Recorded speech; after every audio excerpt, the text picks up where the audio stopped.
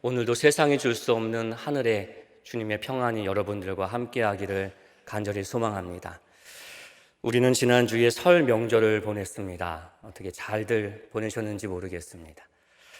더불어 우리는 지금 교회 절기로 보면 사순절을 보내고 있습니다.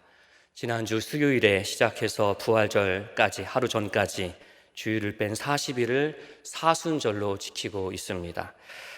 이런 사순절의 의미는 사순절의 시작인 제의 수요일에서 우리가 알 수 있습니다. 이 제의 수요일에는 회개를 상징하는 옷을 입습니다. 그리고 얼굴에는 재를 묻힙니다. 그리고 너는 흙이니 흙으로 돌아갈 것을 기억하라 라고 말하는 교회의 전통이 있었다라고 합니다. 우리가 흙이라는 것 그리고 죄인이라는 것을 잊지 말라라고 이야기를 하는 겁니다. 이 시간 저를 따라서 옆에 계신 분에게 이렇게 한번 말하면 좋겠습니다. 나는 흙입니다. 그리고 당신도 흙입니다. 네, 나는 흙입니다. 당신도 흙입니다. 네. 여러분, 내가 흙이라는 것 기억하십니까? 예. 그리고 옆에 계신 분도 흙이라는 것을 기억할 때 우리는 많은 것들을 깨달을 수 있을 것입니다. 이렇게 시작된 이 사순절은 죄인들을 구원하기 위해서, 이런 죄인들을 구원하기 위해서 우리 주님께서 당하신 그 고난, 고초, 그리고 그 십자가의 죽으심을 마음에 새기는 그러한 절기입니다. 그래서 우리는 이 사순절 기간만이라도 나를 향한 그 강력한 사랑을 내려놓고 십자가 앞에 겸손하게, 그리고 회개하며, 그리고 절제하며, 그리고 사랑이 흘러가도록 다짐하며 살아가야 한다라는 겁니다. 그런 차원에서 이 사순절은 굉장히 중요한 절기입니다. 우리의 묵은 때를, 영혼의 묵은 때를 다 씻게끔 하는, 그리고 우리의 영성을 새롭게 세워줄 수 있는 굉장히 중요한 절기가 이 사순절이 된다라는 겁니다. 그래서 원하기는 누가 뭐라고 말하고 이렇게 하지 않을지라도 스스로 이 사순절을 의미 있게 만들어 가시고 가꾸어 가시고 그 시간들을 채워갈 수 있기를 바랍니다. 그래서 이 사순절을 그렇게 의미 있게 보냄으로 말미암아 우리의 영혼이 정말 십자가 앞에서 아름답게 거룩하게 그렇게 변화되는 놀라운 축복이 저와 여러분 가운데 풍성히 넘치길 주님의 이름으로 축복합니다. 이런 십자가의 고난, 그리고 죽으심, 그 사랑, 이 단어들을 떠올릴 때 여러분 혹시 이렇게 머릿속에 떠오르는 그런 사람이 있을지 모르겠습니다. 저는 이 십자가의 고난, 죽음, 사랑을 떠올릴 때 스데반이 떠올랐습니다. 사도행전 22장 20절 말씀에 사도 바울이 스데반을 두고 이렇게 말했습니다. 스데반은 주님의 증인이었다라고 그렇게 말을 합니다. 사도 바울이 봤을 때에도 스데반이야말로 예수님의 증인이고 예수님을 닮은 사람이고 예수님의 그 십자가의 모습을 가장 많이 본받은 사람이다 라고 그렇게 인정해 준 것입니다. 그래서 오늘은 이 스데반의 이 모습을 세 가지 키워드와 함께 살펴보면서 사순절의 은혜를 더하기를 소망합니다. 첫 번째 키워드는 주목하다입니다. 주목하다. 함께 55절 말씀 다시 한번 읽도록 하겠습니다. 스데반이 성령 충만하여 하늘을 우러러 주목하여 하나님의 영광과 및 예수께서 하나님 우편에 서신 것을 보고, 여기서 우리가 집중해 볼 단어는 하늘을 우러러 주목하여 라는 이 부분입니다. 많은 주석가들이, 설교가들이 이 55절 말씀을 묵상할 때에 앞부분보다는 뒷부분을 집중해서 이 본문을 해석을 했습니다. 스데반이 죽기 전에 예수님께서 그 보좌에서 일어서셨다라는 그 부분에 집중해서 해석을 했다라는 겁니다. 얼마나 고귀한 죽음이었기에 예수님께서 그 자리에서 일어나셔 그를 보시고 있는가라는 그 부분을 집중했다라는 겁니다. 주님이 일어나셨다라는 이 표현은 그 의미를 정확하게는 알 수 없지만 분명한 것은 굉장히 이례적인 부분이다. 그리고 굉장히 인상적인 부분은 틀림이 없습니다. 하지만 우리가 이와 더불어 놓치지 말아야 할 것은 이 뒷부분뿐만 아니라 앞부분이라는 겁니다. 스데반이 성령 충만하여 하늘을 우러러 주목했다라는 이 부분입니다. 성경에 스데반이라는 이름이 11번 등장을 합니다. 그 가운데에 스데반이 죽었다 혹은 누군가 스데반을 공격했다라는 부분을 뺀 이 나머지 본문 가운데 대부분에 있어서 스데반을 묘사하는 독특한 부분이 단어가 있습니다. 그게 뭐냐? 성령 충만이라는 겁니다. 성령 충만이 늘 스데반 앞에 붙어 있었습니다. 그는 성령이 충만했다. 그는 은혜와 권능이 충만했다. 그는 지혜와 성령이 충만했다. 이런 부분으로 계속해서 스데반을 설명하고 있습니다. 이처럼 성령 충만한 이 스데반이 지금 한 행동은 바로 하늘을 우러러 주목했다라는 겁니다. 물론 성령 충만한 사람이 할 수 있는 행동은 수만 가지 행동이 있겠죠. 하지만 하늘을 우러러 주목한 것, 어찌 보면 이것은 스데반의 어떠한 삶을 대변하는 모습이 아닐까, 표현이 아닐까 생각해 봅니다. 왜냐하면 이 주목하다에 해당되는 이 헬라어 단어는 고정하다라는 의미를 가지고 있기 때문입니다. 사전에서 말하기를 이 단어 고정하다, 이 주목하다의 뜻은 눈을 어딘가에 고정시키고, 은유적으로 사용하면 마음을 어딘가에 고정을 시킨다라는 것입니다.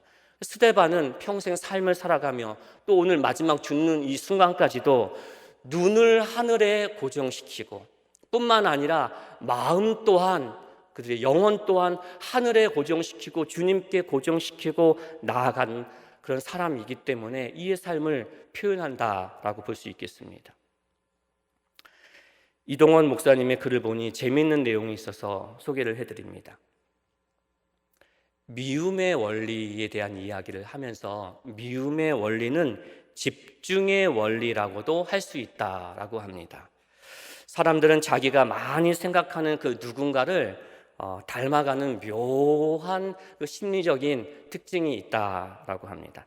생각을 너무 많이 해서 내 생각을 지배하는 그 사람을 희한하게 닮아간다라는 거죠. 그래서 내가 어떤 사람을 그토록 미워하고 밤낮 그 사람을 묵상하고 생각하고 있으면 그 사람을 닮아가면 안 되는데 어느 순간 그 사람을 닮아가고 있다라는 겁니다. 저는 이 글을 읽으면서 이 미움의 원리는 또 한편으로는 고정의 원리라고도 우리가 이해할 수 있지 않을까 생각합니다. 누군가에 고정되어 있으면 그를 닮아간다라는 거죠. 그렇다면 여러분들은 지금 누구에게 고정되어 있으십니까? 여러분은 지금 누구를 요즘 많이 생각하고 계십니까? 물론 속으로 예수님 생각 많이 하지요 라고 얘기하실 수도 있고 사랑하는 사람 이름을 떠올릴 수도 있습니다. 하지만 혹이나 여러분을 괴롭히고 여러분의 마음을 무너뜨리는 어떤 그러한 사람을 집중하고 있고 주목하고 있고 그에게 고정을 하고 있지는 않은가 조심스럽게 한 번 더 물어봅니다. 오늘 본문의 바로 앞절을 보시면 지금 스데반이 하늘을 우러러 주목하고 있을 때에 주변에 있는 사람들이 어떤 상태인지를 알려줍니다. 주변에 있는 사람들이 많이 있었는데 그들이 마음에 찔림이 있었다라고 그렇게 설명을 54절은 하고 있습니다. 마음에 찔림이 있다라는 말은 무슨 말이냐? 그들이 스데반의 말로 인해서 뭔가 뉘우치고 있다 그렇게 이해할 수 있는데 그것이 아닙니다. 이 찔리다의 이 말은 톱질하다라는 그런 뜻을 갖고 있는 겁니다. 곧 스데반의 말을 듣고 마음이 톱질이 돼버린 겁니다. 그래서 마음에 불이 일어나고 분노가 일어나고 이를 갈면서 지금 스데반을 노려보고 있는 겁니다. 그렇게 분노의 눈빛으로 스데반을 막 노려보고 있을 때에 스데반도 그들을 바라볼 수 있었습니다. 그들에게 집중할 수 있었다. 그들을 주목할 수 있었다라는 거죠. 하지만 스데반은 그런 그들을 바라보지 않았다라는 겁니다. 그들의 그 눈빛이 또 그들을 향한 이 마음이 자신의 생각을 지배하도록 내버려 두지 않았다라는 겁니다. 그리고 오히려 스데반은 그의 시선을 어디에 두었습니까? 하늘에 두었다는 겁니다. 이 본문의 내용이 그런 겁니다. 그 순간에 스데반은 그들을 바라보지 않고 시선을 하늘에 두고 하늘을 우러러 주목했다라는 것입니다. 곧 하늘을 바라보며 그의 마음도 하늘에 두었다, 집중했다, 고정했다라는 거죠. 하늘을 우러러 오병이어의 기적을 베푸실 때 하늘을 우러러 축사하신 그 예수님의 모습, 그리고 죽은 나사로를 살리시면서 하늘을 우러러 감사 기도했던 우리 예수님의 모습, 그리고 요한복음 17장에 또 대제사장적인 그 기도를 하늘을 우러러 하셨던 그 모습, 우리 주님이 그렇게 하늘을 바라보셨던 것처럼 스데반도 고난 속에 있지만 하늘을 바라보았다, 주목했다라는 겁니다. 이런 모습이 예수님을 닮은 모습이죠. 두 번째 키워드는 영혼의 의탁입니다. 하늘을 우러러 하나님의 영광을 보고 예수님께서 서신 것을 보았다라고 할 때에 그 주변에 그 분노했던 사람들이 이제는 귀를 막고 일제히 스데반에게 달려들었습니다. 그리고 그를 끌어내어서 성 밖으로 끌어내어서 돌로 치기 시작했다라고 이야기를 합니다. 다양한 자료들이 있지만 대체로 이 당시에 돌을 던져서 처형하는 방식은 이렇습니다. 사람이 키보다 한 2배 정도는 높은 곳으로 이 죄인을 끌고 가서 그 높은 언덕에서 죄인을 떨어뜨리는 겁니다. 그리고 증인이 먼저 큰 돌을 들어서 그 넘어진 사람의 가슴을 향해서 돌을 내려 던집니다. 그리고 이어서 주변에 있는 많은 사람들이 돌을 계속해서 던져서 죽을 때까지 그렇게 던지는 것이 처형 방식이었다 합니다. 우리가 이 본문을 많이 읽고 알고 있는데요, 만약에 이런 생각 한번 해봤으면 좋겠습니다. 만약에 우리가 이런 상황에 지금 넘어뜨려져서 가슴에 돌을 맞고 계속해서 돌을 맞고 있는 스데반이, 내가 그런 스데반이 지금 되어 본다면 어떤 상황이었을까? 어떤 마음이 들까? 얼마나 고통스러울까요? 그리고 얼마나 아플까요? 그리고 분노에 가득 차서 자신을 바라보며 있는 힘껏 던지고 있는 그 사람들을 보며 얼마나 무섭고 두려웠을까요? 그때의 스데반이 한마디 말을 남깁니다. 주 예수여, 내 영혼을 받아 주옵소서. 몸은 죽여도 영혼은 능히 죽이지 못하는 사람들을 두려워하지 말라라는 그 예수님의 말씀을 이 스데반이 기억하고 있듯이, 아니면 또 너희가 내 이름으로 말미암아 모든 사람에게 미움을 받을 것이나 끝까지 견디는 자는 구원을 얻으리라 하신 그 예수님의 말씀을 마음에 새기고 있듯이 스데반은 그 두 말씀을 붙들고 지금 행동하는 듯 그렇게 보입니다. 그러면서 이제 자신의 영혼을 책임져 달라라고 주님께 그렇게 고백을 하고 있는 겁니다. 이는 마치 십자가에서 아버지, 내 영혼을 아버지 손에 부탁하나이다 하신 예수님의 말씀처럼 다시 한번 우리에게 메아리쳐 들려집니다. 마지막 키워드는 용서입니다. 그렇게 돌에 맞아 죽어가는 상황 속에서 순교하기 전에 스데반이 무릎을 꿇습니다. 그리고 큰 소리로 외칩니다. 주여, 이 죄를 저들에게 돌리지 마옵소서라고 그렇게 기도를 합니다. 여기서 큰 소리로 외쳤다라고 하죠. 이 큰 소리는 어떤 의미일까요? 자신을 향해 돌을 던지고 있는 이들이 들으라고 하는 큰 소리일까요? 아닐 겁니다. 여기서 큰 소리란 의미는 지금 자기가 쓸 수 있는 모든 에너지를 다 끌어모아서 고백했다라는 의미가 될 것입니다. 또 여기서 큰 소리라는 것은 그의 온 정성, 온 신앙, 온 감정을 담아 진심으로 고백했다라는 것이 이 본문의 큰 소리라는 그 단어의 의미일 것입니다. 이처럼 죽을 힘을 다해 그리고 전심으로 진심으로 그가 마지막으로 고백한 그 말은 다른 말이 아니라 용서의 기도였다라는 겁니다. 저들의 죄를 용서해 주십시오, 이 말을 했다라는 거죠.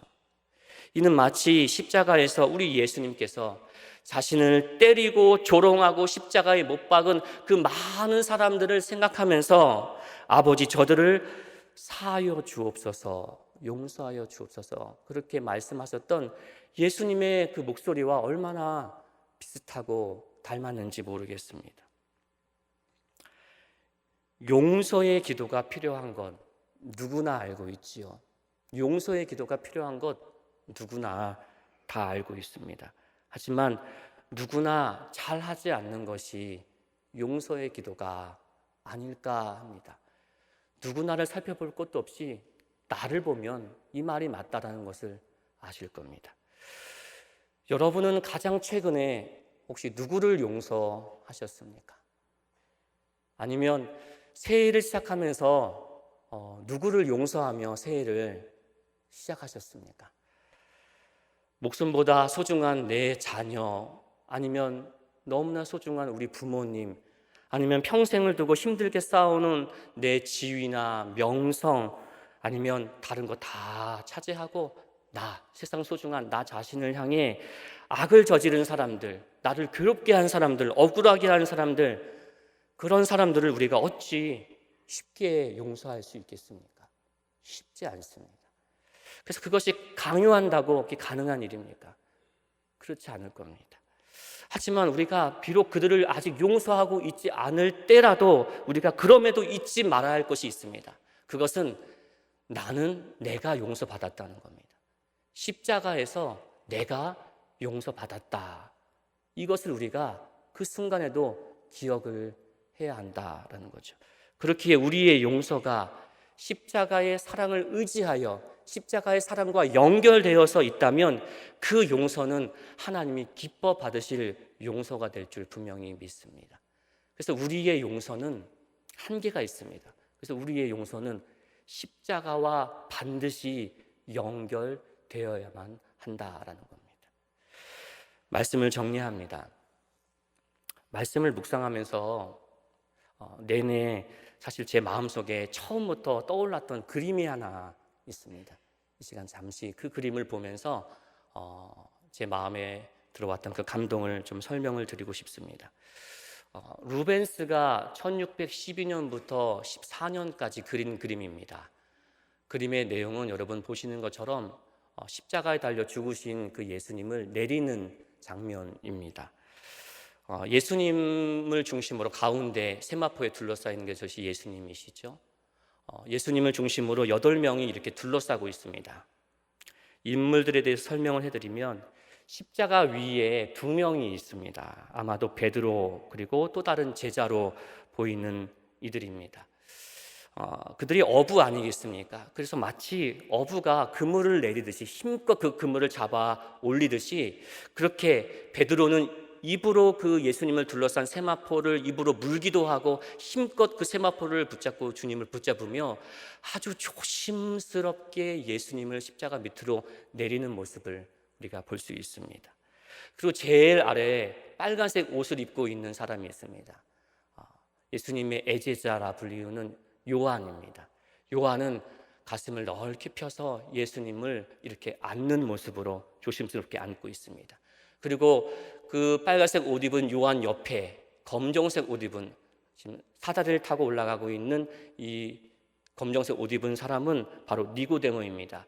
니고데모의 사다리 밑에 보면은 그릇이 있고 향품을 준비했다 성경에 기록되어 있기 때문에 저가 바로 니고데모입니다.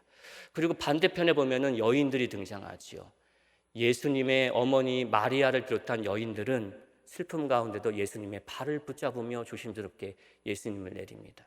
그리고 그 위에 화려한 옷을 입고 있는 사람은 아마도 아리마대의 부자 요셉이었을 것입니다. 제가 이 그림을 잊지 못하는 이유가 있습니다. 그것은 아주 독특한 특징이 이 그림 가운데는 담겨져 있는데요. 그것은 이 8명 모두가 다 이 십자가의 예수님의 몸에 다 이렇게 연결되어 있다라는 겁니다. 십자가에 연결되어 있고 십자가에 예수님께 연결이 되어 있다는 겁니다. 이 당시 수많은 화가들이 십자가에서 내려오시는 예수님을 그린 그림들이 많이 있습니다. 근데 저렇게 그림이 그려져 있지 않습니다. 근데 이 그림만은 십자가의 예수님의 모든 이들이 다 손을 연결되어 있다라는 겁니다. 우리가 십자가 목걸이를 목에 걸기도 하지요. 그리고 예배당에 오면은 십자가를 물끄러미 이렇게 바라보기도 합니다. 그리고 십자가의 예수님을 우리가 믿고 또 십자가에서 하신 그 말씀을 우리가 다 알고 있지만 그럼에도 불구하고 내 삶이 십자가와는 동떨어져 있다면, 내 삶이 십자가와 관련이 없는 삶을 살고 있다면 이게 다 무슨 소용이 있겠습니까? 뭐 하나 십자가의 예수님과 연결된 것도 없고 뭐 하나 예수님을 닮은 것도 없다면 우리가 십자가 목도리를 걸고 있고 십자가를 바라본들, 십자가의 말씀을 다 기억하고 있는들, 가상칠언을 순서대로 다 외우고 있는들 그것이 무슨 소용이 우리에게 있겠느냐라는 겁니다. 과연 내 삶에 십자가의 흔적이 있느냐에 대한 질문입니다.